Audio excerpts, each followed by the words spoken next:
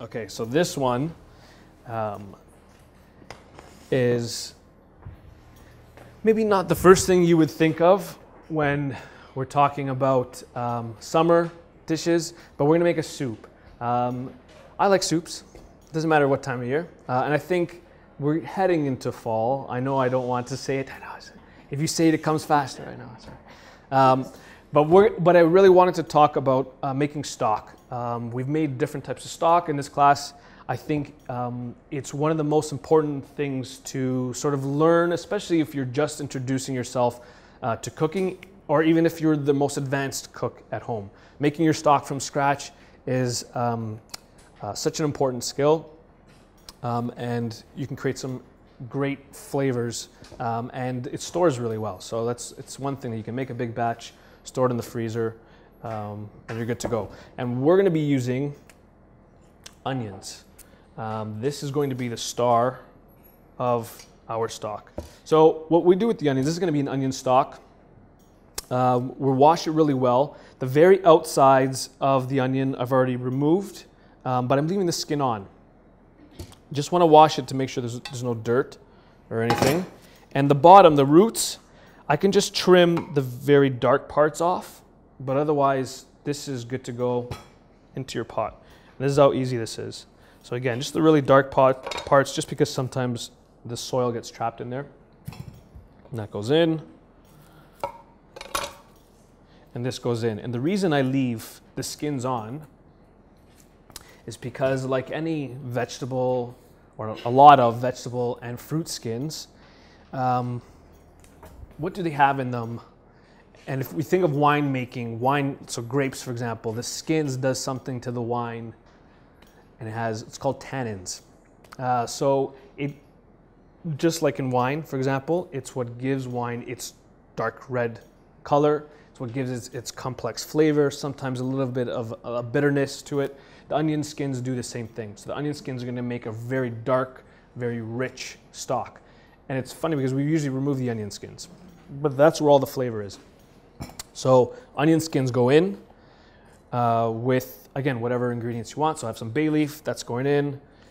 We have a few garlic cloves, which I'll leave whole, but I'll smash slightly just to release some of their flavor.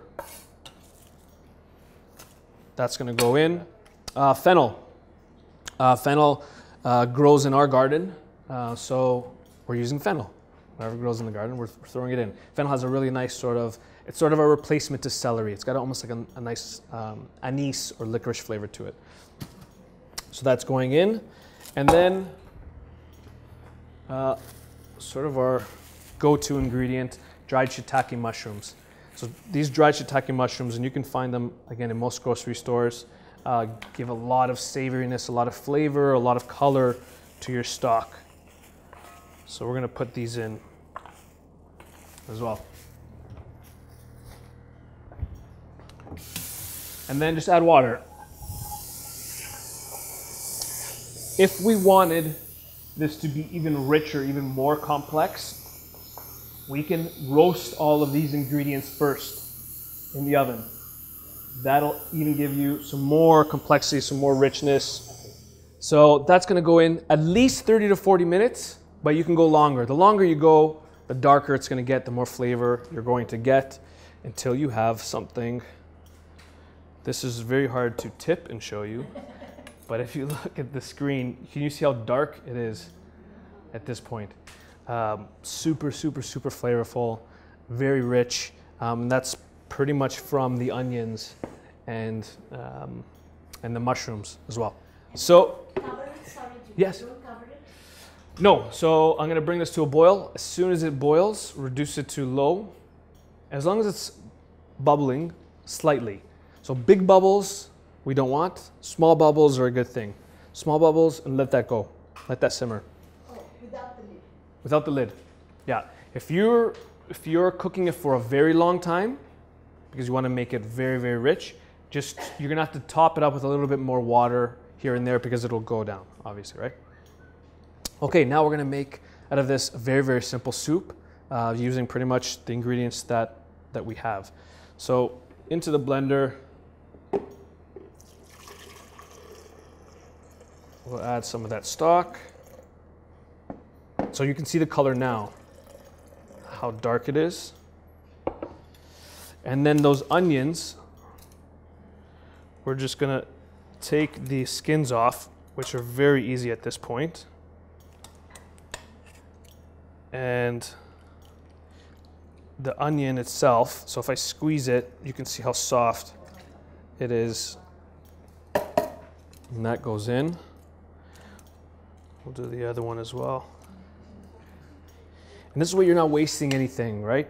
We've got stock from the flavor of the onions, but we're gonna use the whole onion as well. Goes in there. The fennel too. Even the garlic, if you can find it, but it's disintegrated, I think, in this pot at this point. So that goes in there. We're gonna season it, just a pinch of salt. And then we're gonna add, this is sort of the simplest pantry item you can have. It's just a tin of white beans, white kidney beans. So that goes in.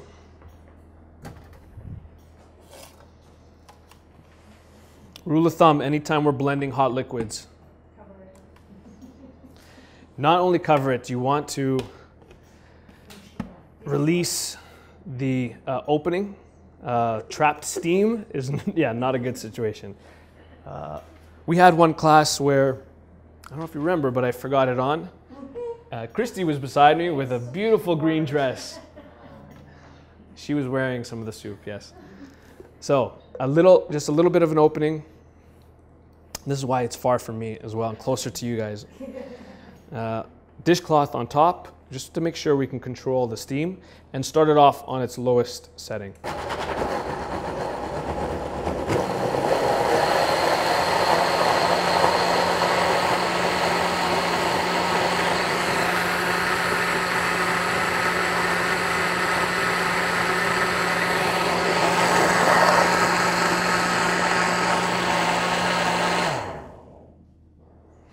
Okay. Way to go, Geremy. Yes, no mess.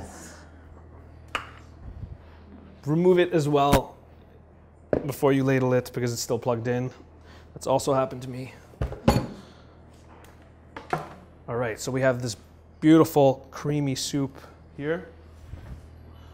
That's a great protein dish, you know, especially for... Sure. When I had head and neck, and food was really, really difficult to eat because I had to freeze my throat first. That would have been such a great recipe to have. Right, exactly. And you can make it a little thicker, a little thinner, depending on how you want it. So we'll ladle it here. And this is, again, this is really, really tasty, just as is. So is that cream of onion soup? You can call it cream of onion soup. There's no cream in it, but it has that richness and that sort of, I'm going to use a really chefy word, velvetyness, I didn't even say it right, of a cream of onion soup. Absolutely, without the cream. Very tasty. And you can leave it as is.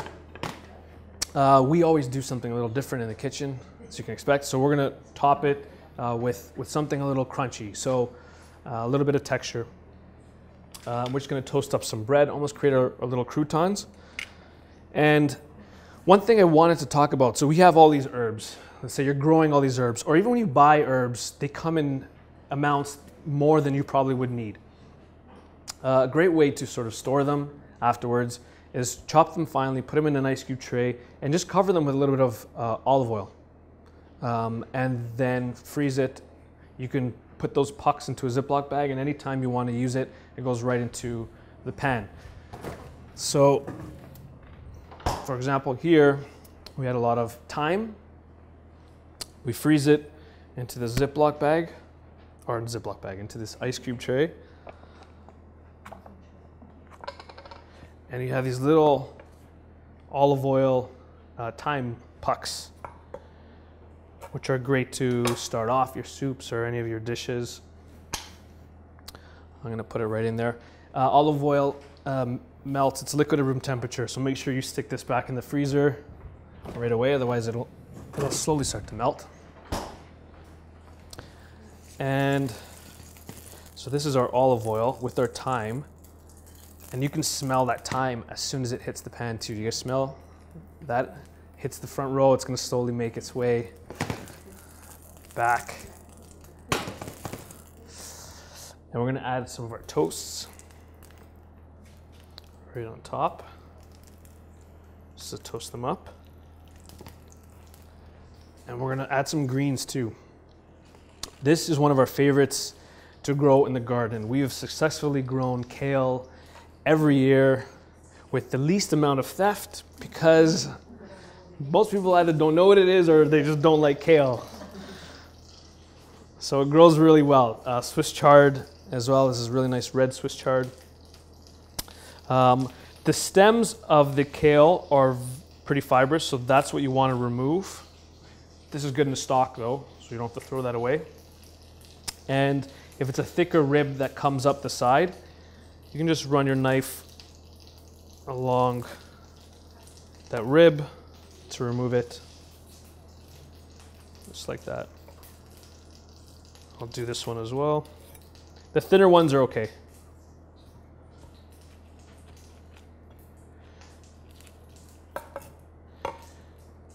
So we're just going to roughly slice this up.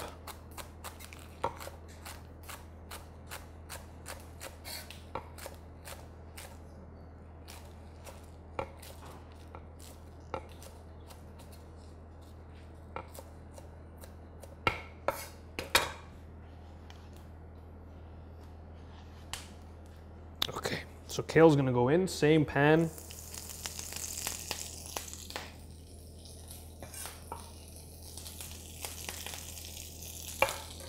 And season it with just a little bit of salt. Kale also likes lemon as well. Just a little bit of lemon. There you go, exactly. We're using it up. We're using up that lemon.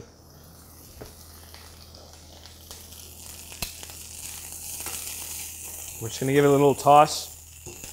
These greens don't take long to cook at all. If you want it a little on the softer side, you just cook it a little longer. But if you like it a little bit tender,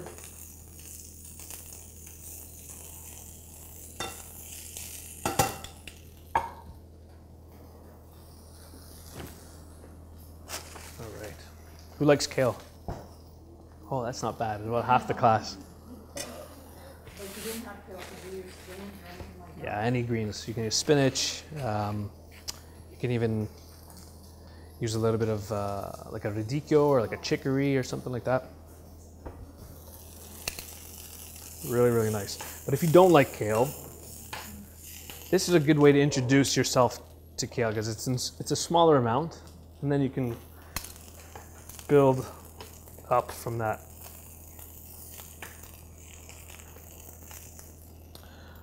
All right. So we're going to put our toast on top of the soup.